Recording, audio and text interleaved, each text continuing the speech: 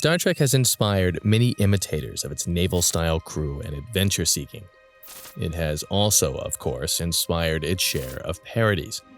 One of the more recent has been the Black Mirror episode USS Callister. Port, a non-Federation vessel. Jumped straight out of white space, right in front of us. It's been over a year since this episode kicked off the 4th season of the British anthology series. Time enough for it to win an impressive array of awards for writing, acting, sound, and production design. So why talk about it now? Well, in addition to it being great TV, USS Callister also offers an opportunity to articulate what we hope to see from the future of Star Trek Discovery. But before we can explain, we have to go back. Like, way, way back. Spoilers and some adult language are coming.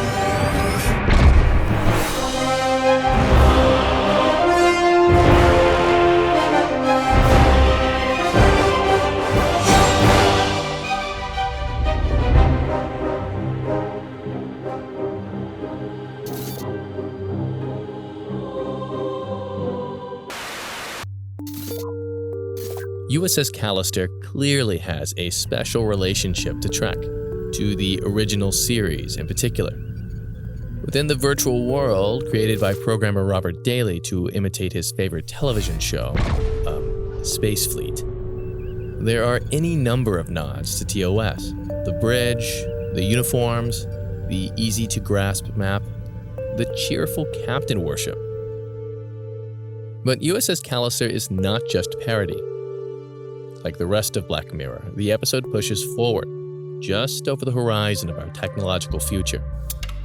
Daly has invented a massive online multiplayer game called Infinity. The new part is that the experience is entirely immersive, and with none of that heavy VR gear. The interface is a disc applied to the temple. Daly has also, secretly it seems, built a device that allows him to reconstruct people from samples of their DNA. And it is this that he uses to load copies of his co-workers into the game. He fed your DNA in, he grew you inside his computer, and bam, you pop up here like a Pop-Tart. Yeah, we've all been through it. But the structure of the episode is far more complicated than a straightforward ratio of old to new. In fact, we'd go so far as to say that USS Callister represents a new relationship of the world to Trek. Not that the writers caused it, but that they recognized a shift that had already taken place. But we'll return to that. First, here's the way, way back part. To explain what we see in USS Callister, let's take a walk through another work that managed to parody its source material while simultaneously creating an entirely new genre. Miguel de Cervantes' comic novel, Don Quixote. I know. What could a Spanish novel from the 17th century possibly tell us about Anglosphere science fiction in the 21st? Just go with it for a moment. The whole thing's much better if you let yourself get into it.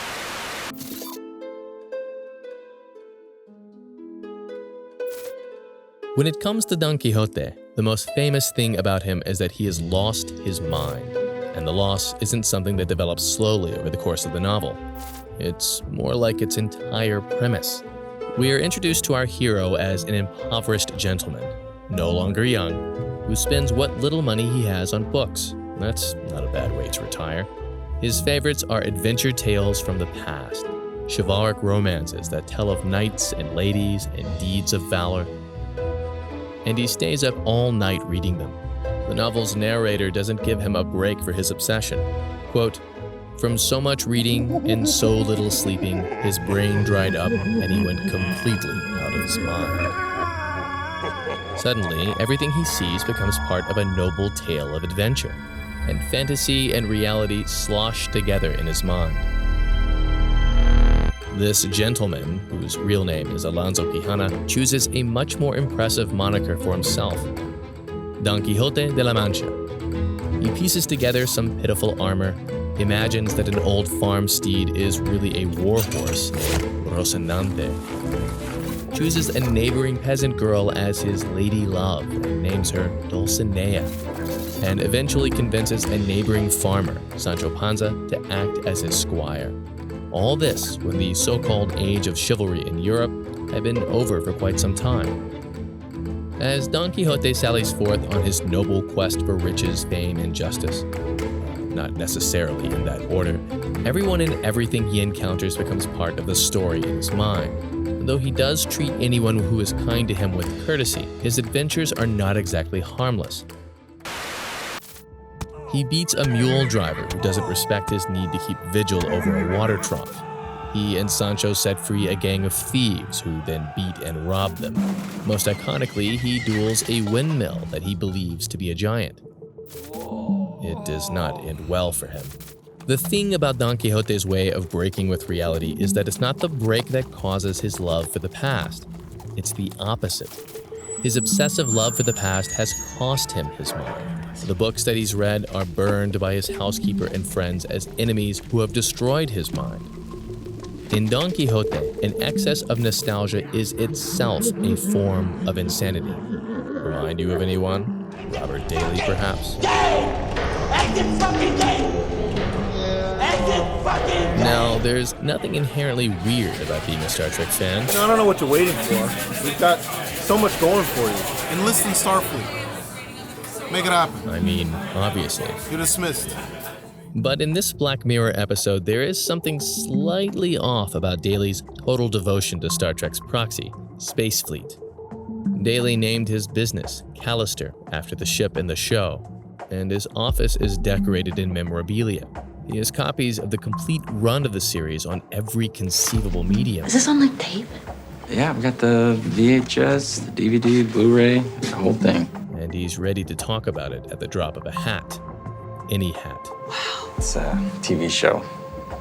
Before your time. Before my time, actually. But it was visionary. Inside the Space Fleet mod, Daly is everything he wants to be. Authoritative, competent, desirable. But he's so committed to a past vision of the future that he's almost completely separated from the world around him. There are literally seconds of darkness and metal doors dividing his fantasy life from his real life. He's the company's co-founder and CTO, but he can't quite exert the authority to ask the receptionist to buzz him in. He's a ghost, moving through the business that wouldn't exist without him. Importantly, one of the first things we learn in the episode is the logic of the translation from real world to fantasy. Daly's crew online is composed of his employees in the real world, and Daly sometimes has trouble keeping them straight. Morning, Mr. Daly. Helmsman Packer? Huh? Mr. Packer. The episode is careful to make sure we see everyone from the opening Space Fleet scene in the offices of Callister Inc., and they're not always very nice to him. In the beginning, sympathy is definitely built for Robert Daly as unappreciated genius. And he may not be literally tilting at windmills, but his fantasy world does present a way for him to confront his problems. That programmer bro who laughed at him, he's now his epic enemy. And his co-founder, Walton, his supposed friend who runs over him in real life, is, in the mod, the most sniveling member of his crew. Of course, Daly's process for creating his fantasy world is not as unconscious and organic as it is for Don Quixote. He's had to code the Space Fleet mod and invent a way to upload his coworkers. And he's much crueler than the man of La Mancha. But like Don Quixote, nostalgia is at the root of the way he breaks from reality. You are pathetic, Walt. What are you? What's that?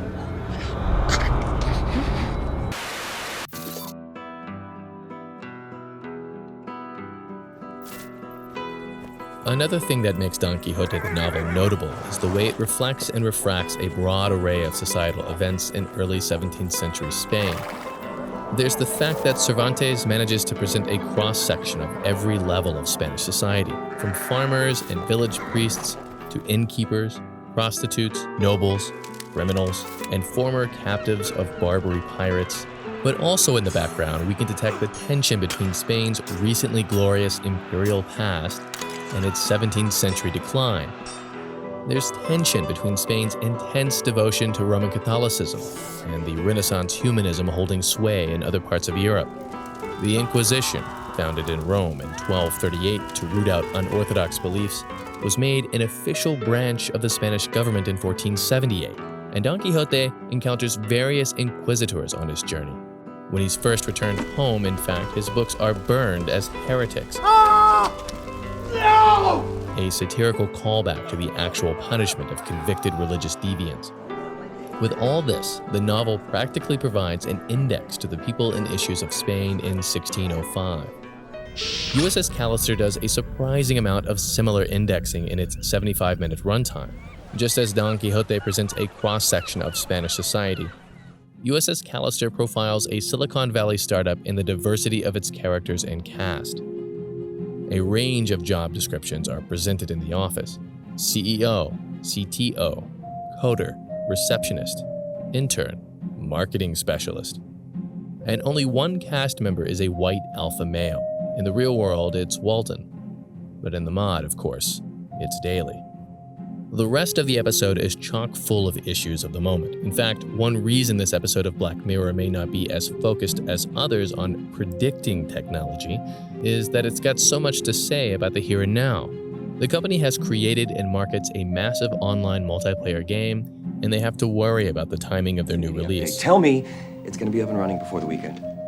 The office culture features an obnoxious conversation on a headset and an unappreciated intern. There's a specialized machine for lattes, and the intern gets in a jab about Daly's request for skim milk. Just vanilla latte. Skim milk. Yeah, good call.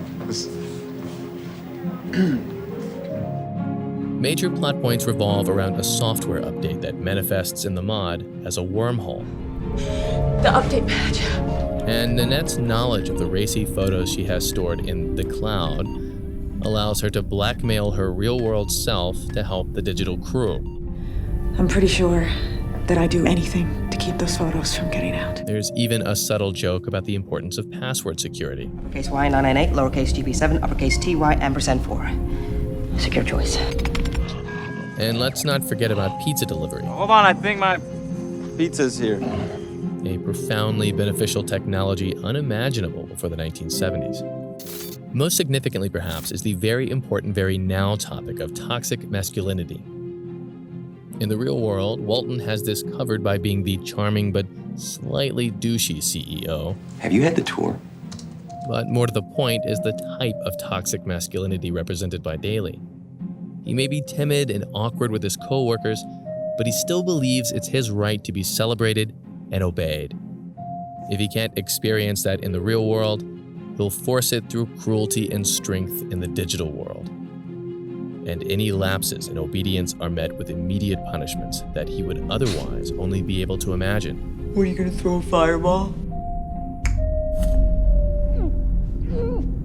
The USS Callister is, as Walton says, It's a bubble universe ruled by an asshole god. and since this episode is wrapped up in fandom, Daly manages to stand in for the toxic fan as well. The type of fan who uses what they love to exclude, insult, or attack others.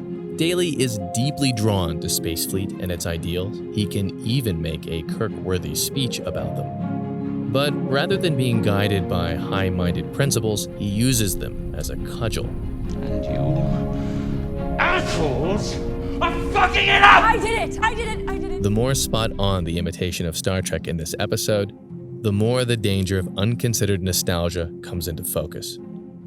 So there's something intensely satisfying when Nanette manages to put into practice the actual ideals of compassion and respect that mark Star Trek/Space Fleet as she builds a team and gets consensus. Look, if this is going to work, we all have to be in on it. And we're left with the sense that she and her newly galvanized crew will be just fine in their online digital universe. Thank you, Shania. Nate, Yes, Captain. stick us in hyperwarp and let's 6, fuck off somewhere. Aye, Captain. Really? Nanette is fine. 4, Aye, aye, Nanette. 3, 2, 1. You better run. So where does that leave us with Don Quixote and what we want from the future of Trek? Consider for a second what the novel Don Quixote meant for its genre predecessor and source material, the chivalric romance. When Cervantes borrowed language and plot points from Percival or Amadis of Gaul, he didn't have to explain these older works to his audience. They were so famous that everyone already knew about them, even if they'd never read them. The chivalric romance was so played out that Cervantes could easily reference, mock, celebrate, and question its central ideas. Its tropes had become a shorthand, a place Cervantes could start in breaking new ground. It's fair to say that Star Trek is pretty familiar to Western audiences. So familiar that its complexities can readily be reduced to shorthand.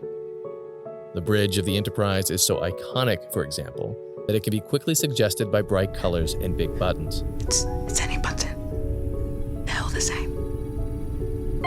Even the J.J. Abrams update is now familiar enough that it can be invoked with shiny grays and lens flares. So, are we saying that one excellent episode of Black Mirror has signaled that Star Trek is all used up? No, not exactly. But the perfection of the parody in USS Callister might at least alert the writers of Discovery and other spin-offs that Trek has truly reached a point of cultural saturation, that it's time to innovate before the franchise becomes a parody of itself. There is reason to hope that Star Trek still has strange new worlds to explore.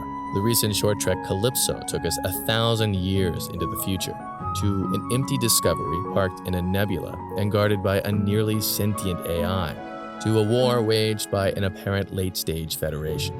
It's a time period we haven't been to yet, and an intriguing one.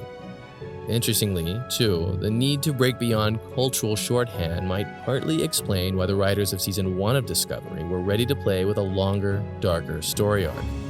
As Discovery matures as a series, we'll be hoping that further rendezvous with original series characters won't feel like a cheap hat tip to the successes of the past. At the very least, USS Callister and its very distant cousin, Don Quixote, can serve as warnings against the insanity of unrelenting nostalgia.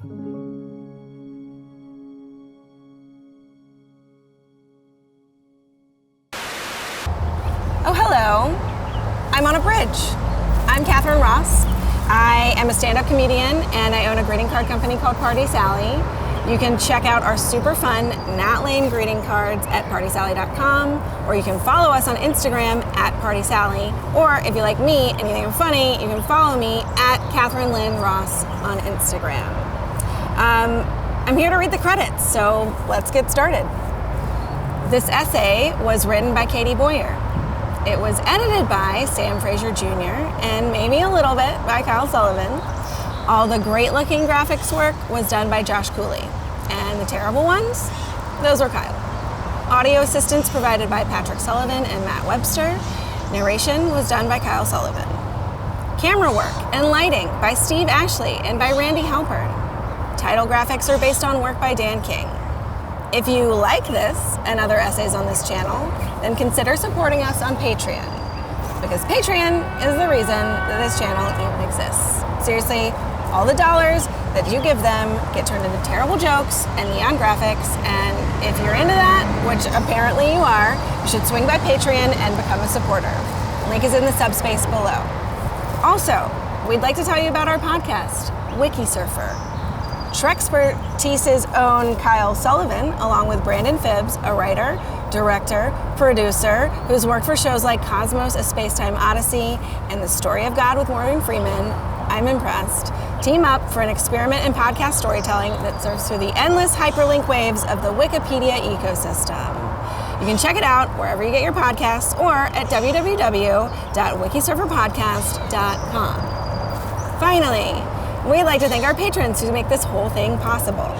Starting with a special thanks to Acting Ensign Ben Waterbear Pfeiffer, Lieutenant Chase Williams, and Hank Augustus Iaponius Saturninus. Additional thank you to our generous patrons Kai Ellis, Troy Bernier, Wellington Marcus, Samuel Schneider, Darren Descalar, Alex Absher, Paul Laker, Alex Blocker, David Radford, and all of the other patrons who make this possible, thank you.